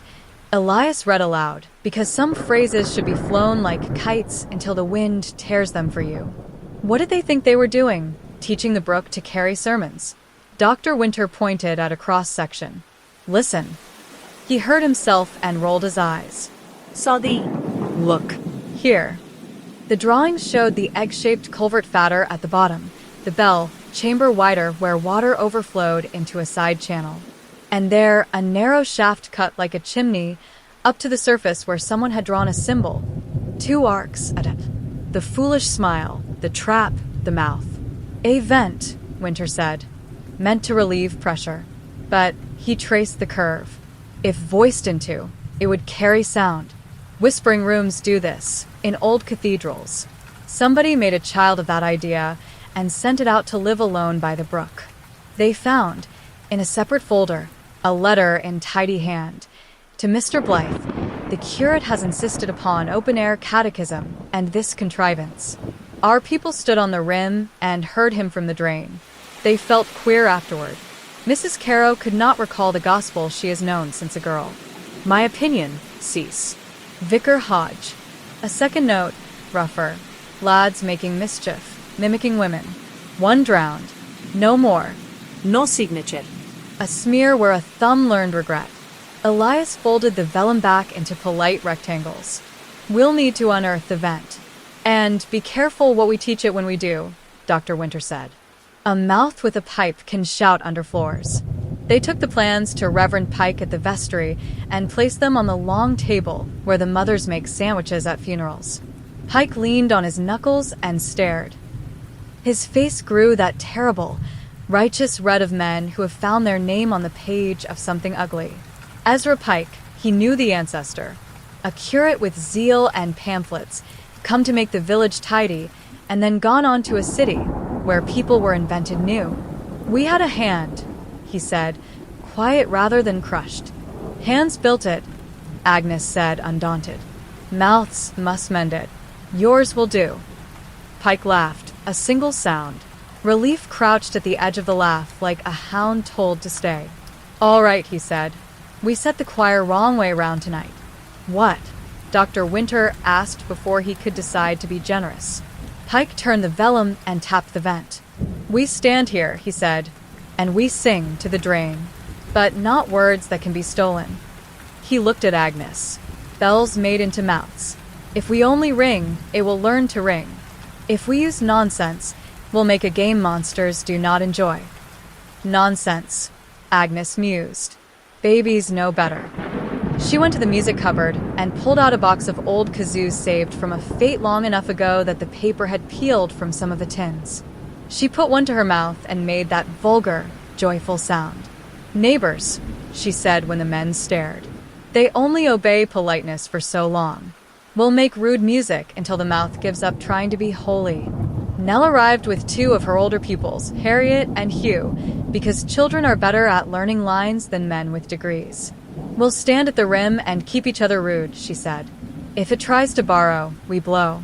If it tries to say Hannah, we say hollow, and we keep going. Is this wise? Dr. Winter asked, and was surprised by how often today he had asked that and not been told to stay out of the way. No, Agnes said. It isn't. It's better. As they set out at dusk, Ivy took Nell's sleeve. If it speaks in my voice again, she said, hard and small, you'll not look at me to see if I'm lying. I won't, Nell said, which was both cruelty and mercy, and therefore likely to be true. They found the vent where the plans said it would be, a plug of stone under a hedge's old belt of roots, sealed with the certainty of men who imagine their works eternal. Cal took the bar to it. The stone flex then lifted. Cold breathed up, not the brook's cold, a dryness that made Nell think of old theaters. Beneath the root shoulders, a round throat ran down into the earth. Dr. Winter lowered the lamp, and light gathered on brick at 10 feet, then 20, then was refused. Stand, Pike said, and put his own mouth to the vent's lip. He sang not a hymn. He was clever enough to make nonsense sound like praise and nonsense again once it entered the pipe. Round syllables without meaning, vowels on which a body could hang breath without handing sense to a thief. Agnes joined, alto and mischievous. Nell followed, light and straight. Harriet and Hugh, delighted, buzzed their kazoos like wasps blessed by an irresponsible god. Across the bowl, bells tapped, not in time, not in tune on purpose. Cal and Jory stood with rope at shin height, and whistles caned from Elder. Dr. Winter watched the rope and kept his eyes off his pocket. Elias paced the rim like a clock correction. Ivy sat with her hands under her thighs, so they'd remember how to be hands and not keys. The drain answered. It pushed the nonsense up as if it had been trying to be a word, and was glad to rest its throat on something that did not require performance. The air above the bowl wobbled. Not heat, not cold, politics. The kind created when a group insists on decency, and some member of the group does not, and the air bears the strain. Agnes leaned on the vent and kept her mouth working like a woman at a butter churn. She would not feed it sense. She would not. At 2:10, the culvert bell ticked. Once, then twice, then fell into the beat of the kazoos in a way that made Harriet giggle and then clap a hand over her mouth to trap the happiness before it offended caution. Pike moved his tune to match, and then not match, and then match again in a trick good priests learn. He gave the room rhythm without letting the rhythm own the room. The hollow tried to answer hollow. It got whole, and slid into Hannah and struck the rope sideways along everyone's shins the way guilt does when it wants to be work. Agnes rang the small bell on her wrist. One sharp. "No," she said, airy, and blew her kazoo with impolite intensity. Nell did the same, and if there is salvation in a woman's lifetime, it sometimes comes when she allows herself to be vulgar in holy work. Across the bowl, Ivy put her head back and laughed once, helplessly, and the hollow made a shape of that laugh, and then, finding no meaning to eat, let it go. "Good." Agnes panted into the vent. "Learn that." After 20 minutes, and 20 minutes is a century on a rope, Elias lifted his hand, and the sound stopped. The bowl held what they'd made like a mouth holds the word "ah" after the doctor has asked it to stay. Nell's ears rang with kazoos and responsibility. Her cheeks ached from nonsense. Her heart sat under her tongue where fear keeps it, but the fear had to make room, it seemed, for something less obedient to tragedy. The drain breathed. The bell ticked. Then a new thing. 3 ticks close together, then a space, then 2. Ivy sucked in air so sharply Agnes thought for a second that something had struck her. "That's bread code," she said, ridiculous, glorious. "Hannah's telling me the oven is too hot, and she can't open it yet. She's..." Tears and laughter met. "She's telling me later, like we say when we've got 6 loaves yet, and a boy wanting a bun for free. Relief acts like cowardice sometimes. It made men want to do rash things to prove they were brave instead." Elias stepped squarely on that desire with the flat of his authority. "We do not go," he said. "We do not pull stones. We do not imagine ourselves rescuers with nobody to be rescued except our self-respect. Dawn we go to the downstream, if there is one. We walk the field drains to Carrow Yard and the old sheep dip and the mill that never stood. They ate at the Bent Penny at 3 in the morning, egg and cheese and bread and beer, because the body needs to know it will not be left out of the bargain with fear. Dr. Winter put the vellum plans on the sticky table and traced the line with grease on his finger, so the drawing might forgive him for being too clean. Agnes fell asleep sitting up and woke only when her head tipped enough to inspire laughter, and took the laughter as medicine. Nell watched Ivy hold her cup in both hands and speak to it the way she'd seen her speak to dough. "Later," she said to the cup. Later. By day, Elias led them across fields that had private opinions about how boots should behave. Maddie carried a rod and found the places where ground insisted on being less ground. They followed the brook to where it disappeared under a hedge and reappeared nearer the road running faster, and through a sluice gate so old it pretended to be picturesque, then to the fence behind the Tamsin ovens where the air smelled of centuries of flame, then to Carrow Yard where a covered well insisted itself into the day by being slightly too round to be forgotten. "Here," Maddie said. He rapped the old well stones with his knuckles, and the sound came back up full and hollow, both. Cal threw a pebble and counted. 2, 3, 4. Then a splash. The sound took too long. "There's a tunnel between," Dr. Winter said softly. "A siphon, or what passes for one when a man with a vision and a hired mason shake hands." They pried the well cap with better manners than yesterday and found, under the stale breath, another single bell, this one iron, rusted so thoroughly that the rust had made itself into lace. Beneath the water a gleam, quick and wrong. "Don't," Agnes told Ivy, gently, before a hand could go in and have to be explained to children later. "We'll make a line. We'll lower. We'll keep the day patient." They did not find Hannah. They did find more black salt, a rime along the stones where water had once stood and minded itself and been taught to mind something else. They found the bones of field mice, clean as if ashamed at being messy. They found, chalked under the well's lip in a little, tidy hand from a century ago, the word please, and under it, in less tidy hands, the word stop. The parish had forgotten deliberately. Now it remembered. Night asked its question again. The rope answered. The bells refused. The vents sang nonsense like a prayer. The drain ticked in bread code.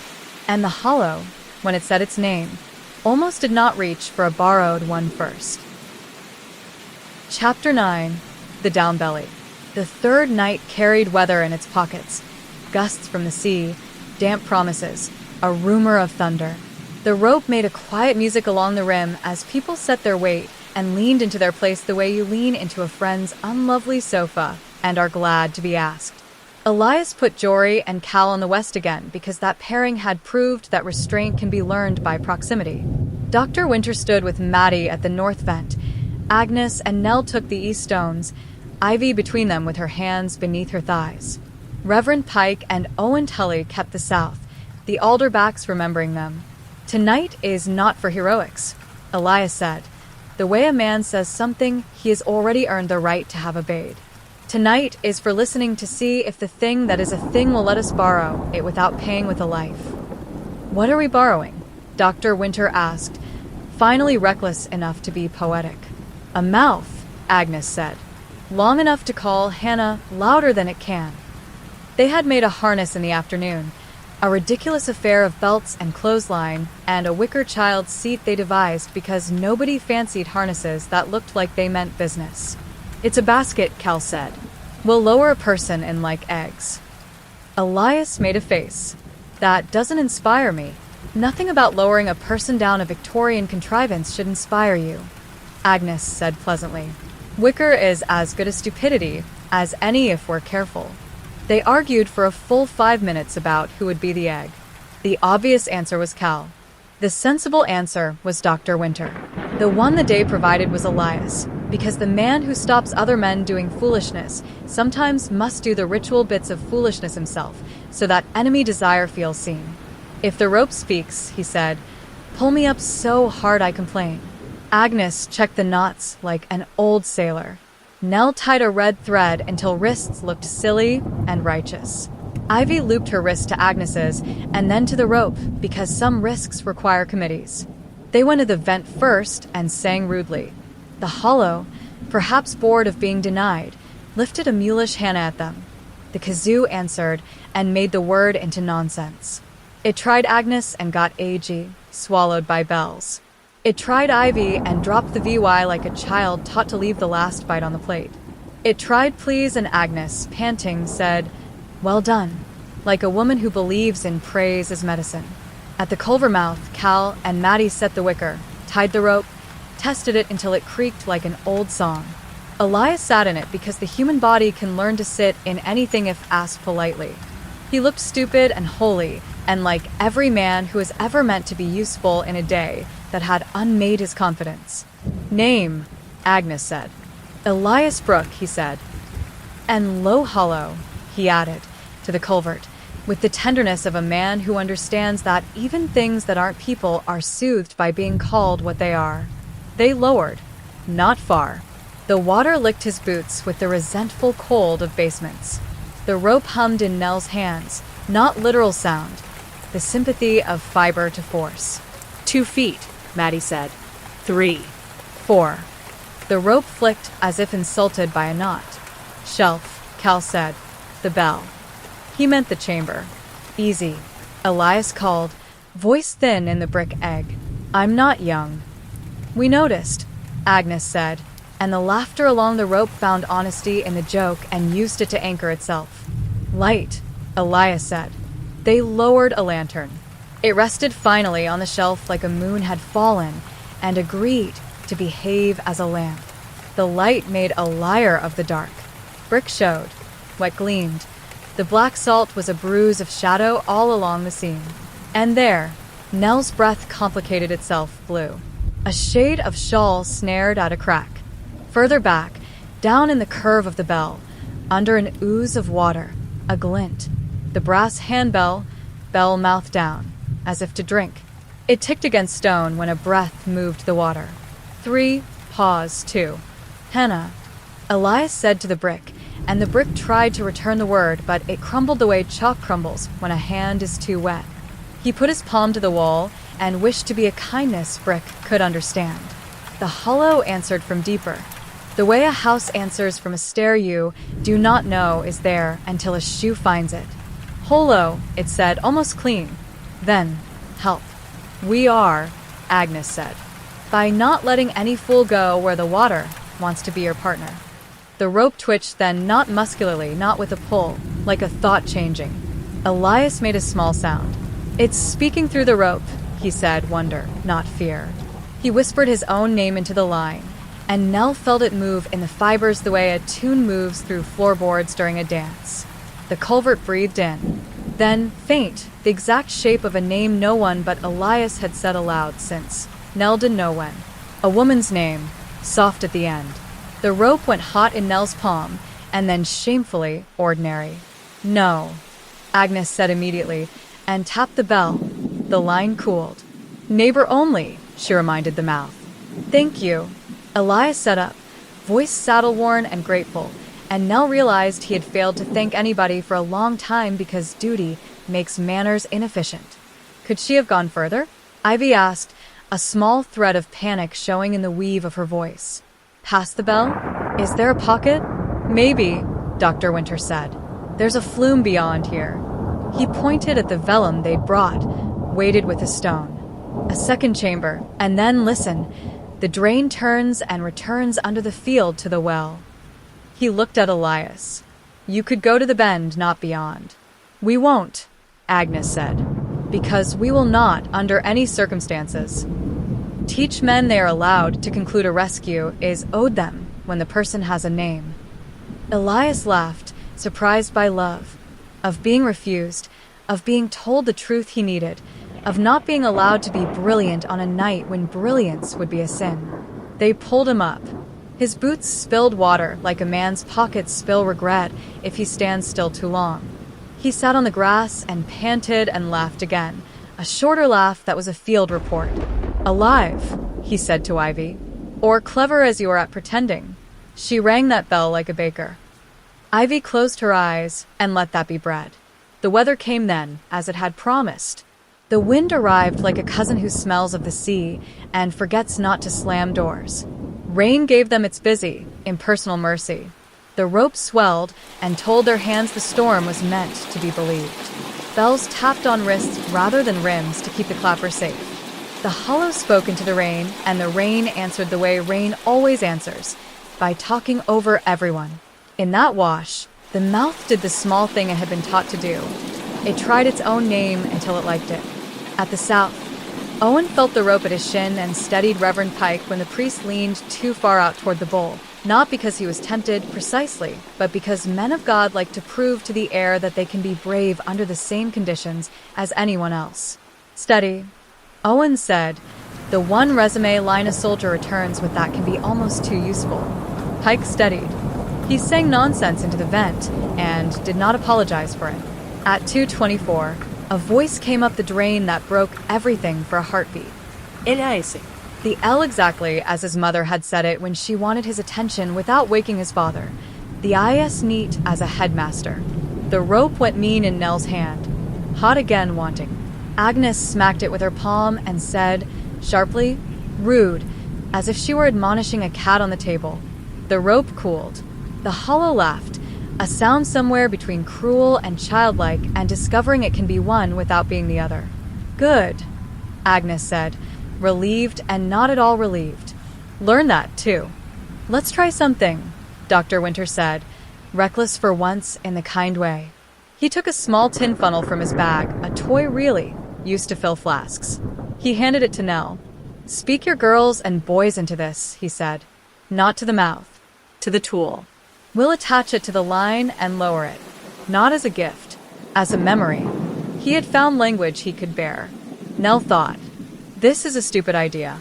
Then she thought, some stupid ideas are exactly right if your heart can mind itself while your mouth misbehaves. She put her lips to the cold and said, very softly, the line that belongs to her and only to her. Liza, Tom, Elsie, Ben, Noah, Ida, Harriet, Hugh. She did not say them like a list. She said them like a rope tied to 8 small souls so they could run along it and never be lost. They lowered the funnel. It bumped the lantern, then the shelf, then took the sound down into the bell, where water makes everything inflate a little and be truer for it. The culvert took the rope of names and did not try to eat it.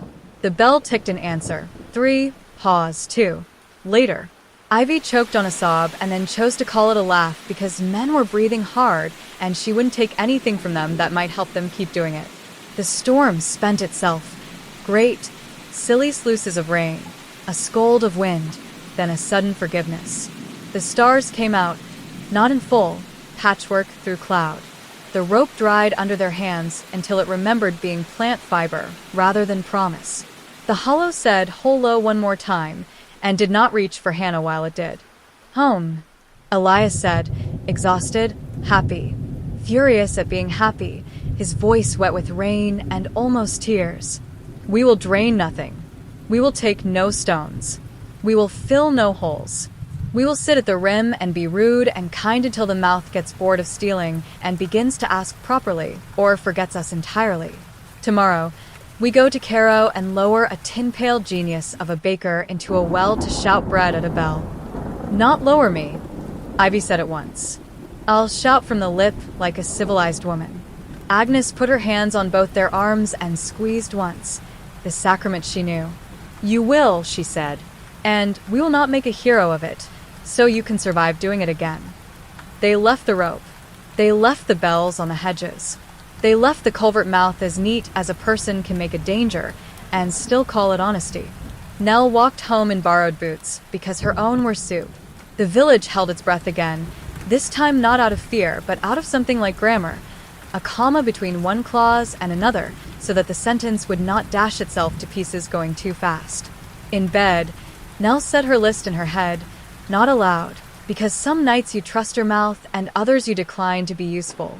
The little bell on the sill did not ring. The night said "hole low" and got the owl right all the way for the first time, and for a heartbeat it sounded not like a mouth asking but like a place answering to itself. And far below, under stone, water, brick, bad ideas, and a century of forgetting, a hand moved near a bell and ticked later, and it was enough. Chapter 10, Taking Back, Letting Be.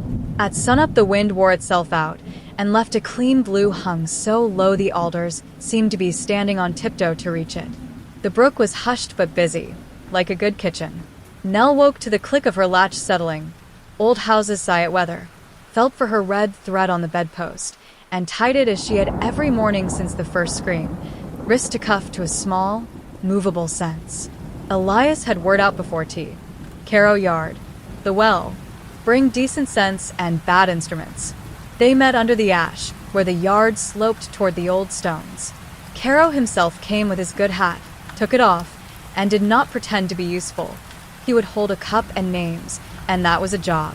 They had made a tripod from fence posts and obstinacy, a pulley from the smithy that Cal swore was a gentleman, and a wicker seat improved with belts in a nest that looked like tenderness wrapped in idiocy. Beside it sat 2 absurd machines. Dr. Winter's tin throat, a flower tin with holes punched round the rim, and a trussed funnel mouth, like a megaphone that apologized, as Agnes put it.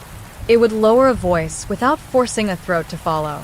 Ivy's baker's peel, long-handled and sanded smooth from a lifetime of asking bread to behave, borrowed and blessed. On its lip she had nailed a crooked hook. For luck, she said, and no one asked whether luck was a nail or the courage to admit why you had brought the nail. Reverend Pike rolled up the vellum. His ancestors' neat letters had slept badly under the bent pennies' beer stains. He folded culpability along the lines and put it back in its tube like a relic he would not worship. Agnes set out bells on a sack. Wrist bells, sill bells.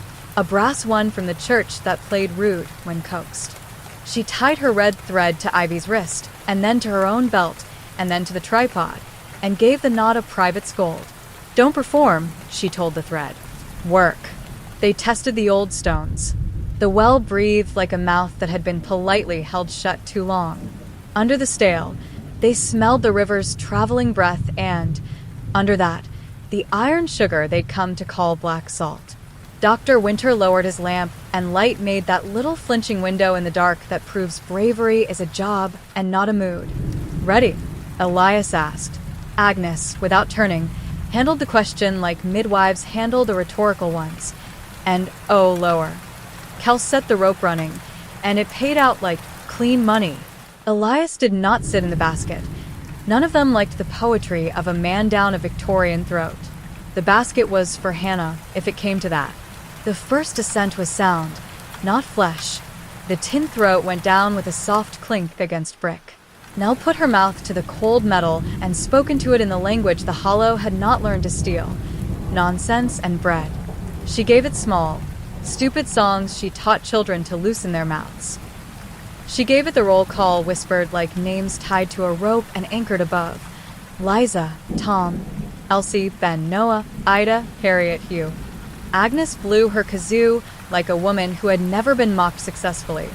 Pike hummed vowels from a hymn that never got words. Dr. Winter, blush high, provided a bass that didn't mind making an ass of itself for science.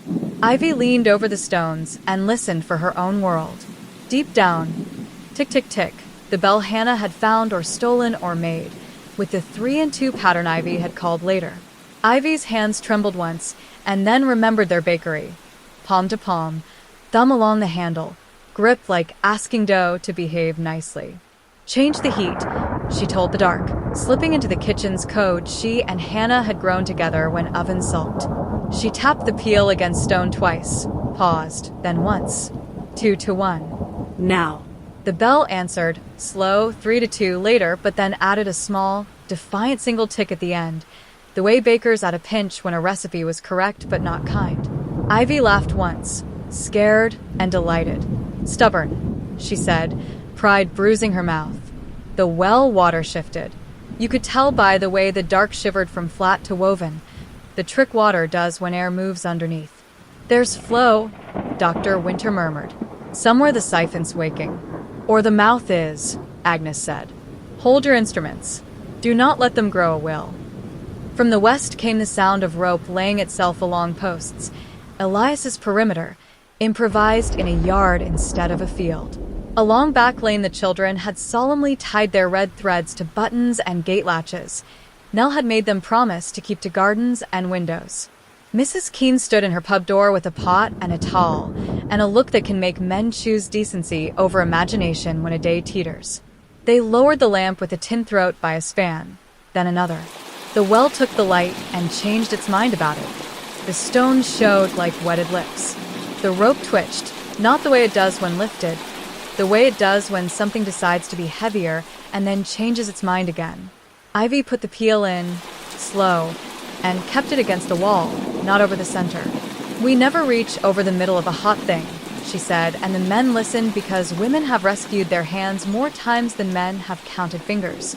Upstream, at the vent, Agnes had set Harriet and Hugh with kazoos and Pike with nonsense, a rude choir at the ready to flood the pipe with sound if the hollow tried voices. They could not shout here. The mouth would keep what it could, so they made rude noise there and politeness here. Elias, Maddie said softly, meaning look without pointing. A ribbon of lighter water had begun to lean in the well, rain from last night finding the culvert, tide in the river setting its mind, some old geometry waking up. The bell below changed its beat.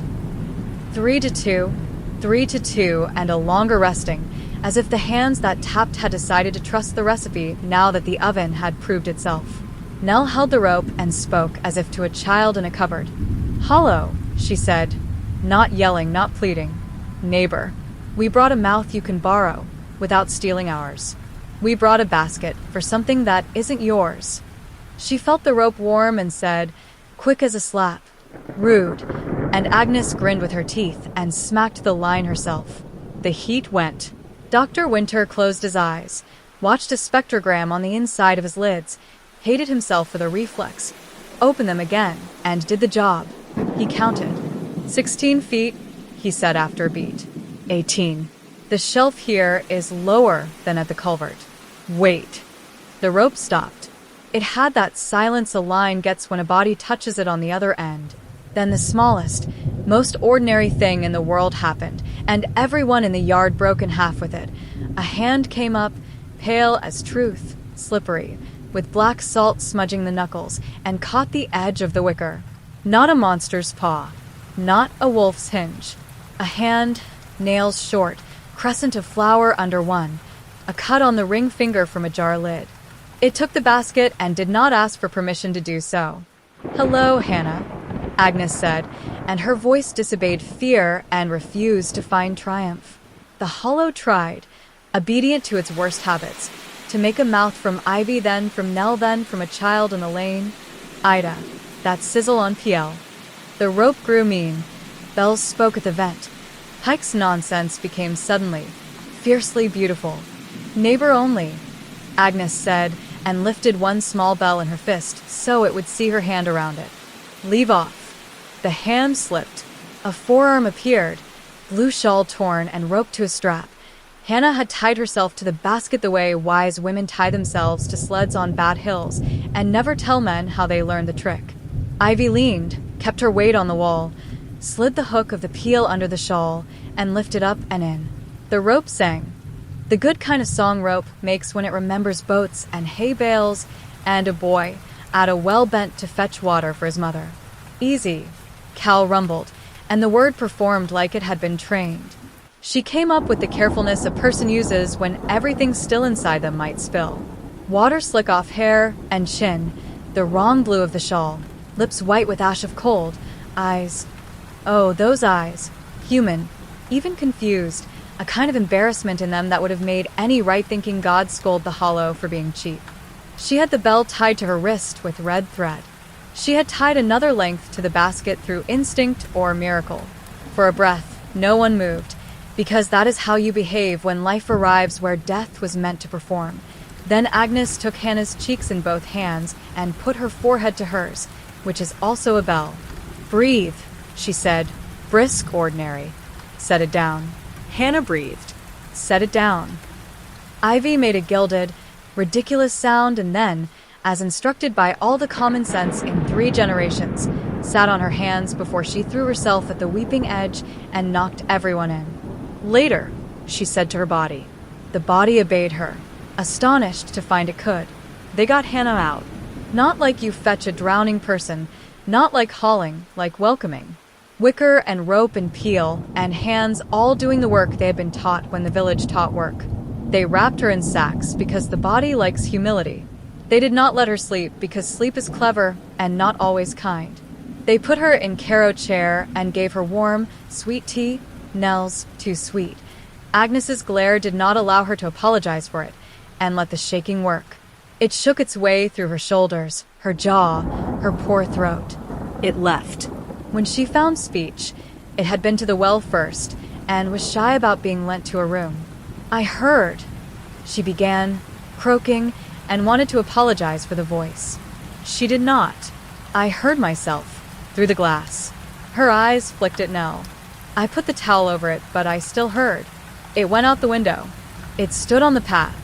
I thought," her mouth twisted, "I thought I'd stand nearer to the part of me that could talk sense. It was late.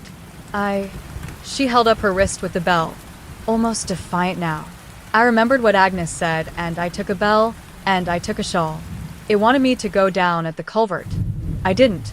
I went by the hedge, then the well, then down. There's a place to breathe in there." She frowned, as if the thought had to pry apart brick with its fingers to make room. Pocket, like someone left a cupboard in the wall for a body to think in. "And it spoke back?" Reverend Pike asked, voice soft in a way that said his ancestors' drawings were in his pocket, and he was willingly suffering their weight. "It learned the now," she said, smiling at Ivy with all the love a mouth can hold that still hurts. "I told it oven temperatures until it behaved." She sobered. "It kept trying to say my name pretty. I told it could say hollow, and I'd answer that later, but not now." She looked at Agnes, apology near and not welcome. "I might have liked the pretty. A bit." Agnes kissed her hair. "We all want a prettier name some nights," she said. "That's why God made red thread and neighbors." Elias did the thing men like him do to keep their hands appropriate. He found a job. He went to the culvert mouth with Cal and Maddie and his ledger and looked. The drain had shifted with the lift, water reorganizing itself according to centuries of arrogance. A thing like a sigh came up, then a hush. The bell ticked on the wrist of a rescued woman the way it is meant to remind, not to summon. At the vent, Pike sank onto an upturned bucket, kazoos clutched in his fist like sins. He had the rare look men have when they feel forgiven by people who haven't said anything. Harriet and Hugh sat on the grass and drank tea and swapped red thread around each other's wrists like sailors practicing. Ivy stroked Hannah's hand as if it was a small warm animal that might startle. "I said we didn't need each other's names," she blurted, adolescent with shame. "I only said it because you could have mine whenever you wanted and I didn't know how to give that properly." Hannah's mouth did the real thing people mean when they say "I know." "We do need them," she said, hoarse. "We just don't give them to drains." The yard exhaled. The alders made that little too-late clapping sound leaves do when wine stops too suddenly. Someone laughed. It didn't matter who. It freed everyone. Mrs. Keene appeared with a pot and knew, by nose, by timing, by an eldest daughter's ancient magic, exactly how much sugar to make Shock decide it was safe to go home. They did the housekeeping of miracles after. Warmed Hannah slow, told the children a true story that would not induce them to test the well, beat the rope out so it would dry honest and not mildew, pinned a card in the bent penny next to darts that said, in Nell's chalk hand, "Low Hollow, neighbor practice. Bells for refusal, not alarms. Names are leashes and keys. Use carefully. Red thread on nights when the wind minds nobody. Kazoos if the mouth gets religious. No guns. No commerce. When in doubt, say hollow and wait. If you hear your own voice where your mouth isn't, sit down." Down at the culvert, they left Agnes's bell tucked under the lintel. Not a warning. An agreement. The vent at the north they left uncapped but hedged, with a sign Reverend Pike wrote and Nell rewrote, so the vowels wouldn't scold. Vent. For breath. Not for preaching. The big house tried, politely, to help, and was persuaded, politely, to fund a new footbridge instead of civilizing the brook further. That night, the hollow tried once to say Hannah and caught itself on hole and put itself right. The rope was set for habit, not crisis. Bells were hung with their clappers tucked into their throats, so refusal wouldn't ring unless invited. People slept with windows open, not out of superstition, out of manners. You don't lock yourself in with your own echo when your neighbor is trying to learn how to talk without stealing. The next morning, Nell opened school and wrote across the top of the blackboard, under arithmetic, names you answer to and names you let be. Ida put up her hand and asked what to do if you are tempted by a pretty name that isn't yours. Nell said, "Be rude to it." And the class laughed because they had been practicing rude music for 2 nights, and it had turned out to be a sacrament. Hannah slept on Ivy's couch with the bell on her wrist, and woke to the smell of someone else's bread, and did not cry, because the body has rules about what gets to be taken seriously on mornings after. She walked to her cottage at noon with Ivy's hand in the pocket of her cardigan like they were 17 and hiding cigarettes. The veil was off the mirror because Agnes had taken it off. The mirror minded its business. There were still nights when a sound tried to make a word in the hollow. On those nights the village drew the rope and rang the politest no you've ever heard. What Low Hollow learned to answer to that summer was its own name. The rest of the world got on with itself around the bowl. Epilogue. Rude choir. Red thread. Autumn came up the lane with a basket under her arm. She had blackberries thumb-stained into a pie at Mrs. Keene's. She had wind that made the ash show its bones. She had sheep too stupid to remember their gates and men too tender to be angry at that. The brook ran fat and harmless. The culvert mouth, left visible like an old error and minded like an old dog, breathed without sulking. Children threw in leaves and watched them come out farther down with a delight that never once considered the history under their feet and, therefore, proved the village had done its job. On Thursdays, Reverend Pike took the choir to the vent and made nonsense like a miracle. Children blowing kazoos in cannon, adults humming vowels into bricks so that winter's air would have a little music woven into it before it got cruel. He preached a series on names, the ones God bothers with and the ones men steal, and did not once mention Ezra on a Sunday, though he wrote a letter to a distant cousin and apologized across the months quietly, where apologies do the most work. Dr. Winter wrote a paper too dry to be believed by anyone who loved horror and too decent to be cut to ribbons by anyone who loved facts. He put the spectrograms in an appendix and a paragraph at the end that made him cry when he wrote it. We refused without hate. The signal changed. Elias Brooke, who had been in the habit of collecting the village's sins like a constable's stamp book, found himself writing down names of people to thank and going to their doors like a man crazy with gratitude. He retired his lantern on 2 nights that he would not specify and let Owen walk the rim. He spent one evening with his sister's boy teaching him to wrap rope around his hand so it would not burn, and another with Maddie learning to do nothing on purpose. Cal Redding carved, out of a scrap of oak salvaged from the church when they repaired a pew, a little sign, and nailed it to the fence post at the place where the path slides down. Low Hollow, neighbor. He sanded the letters until they were a kindness to the fingers. He left the last are a little crooked on purpose. It felt truer. Ivy Tamsin and Hannah Blythe sat most afternoons on the bakery step with their cups. Sometimes they talked about bread. Sometimes about the uglier reasons people don't use each other's names properly. Sometimes they were just quiet in a way that tested nothing. Hannah kept the bell on her peg and only wore it when the wind turned. She tied red thread to her coat without making a show. She walked the brook with Nell on Sundays, and they said hollow into the hedgerows to keep their throats remembering courtesy. Agnes Pryor, who had always been busy when other people were asleep, slept some nights through. On storm nights, she woke and went to the window and listened to make sure the refusal was polite, and the politeness had teeth. Once she dreamed that the hollow came up and knocked at her door, and she opened it and it asked for milk, and she gave it a bowl, and it lapped like a cat and went away untroubled. She woke laughing at herself and did not mind that she had become ridiculous in private. The rope lived on a hook by the bent penny door with a note. Borrow me when the weather makes you immoderate.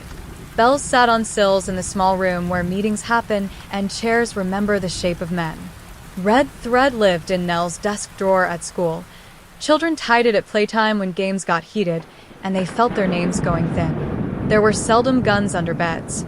People preferred soup. Once, in November, when the light goes pearly and mean and men lose track of the ways their mouths can be used to keep a room whole, the hollow tried Hannah again. The rope went up by habit. The bells tapped once. The vent sang nonsense with gusto, and the voice found whole low on the second try and left Hannah alone because she was in Ivy's kitchen laughing at a yeast that would not rise for love or money and had no more business in the bowl than a corgi has on ice. Some young ones grew and went and wrote poems about the nights of the rude choir. Tourists stood at the fence and asked if anything sang.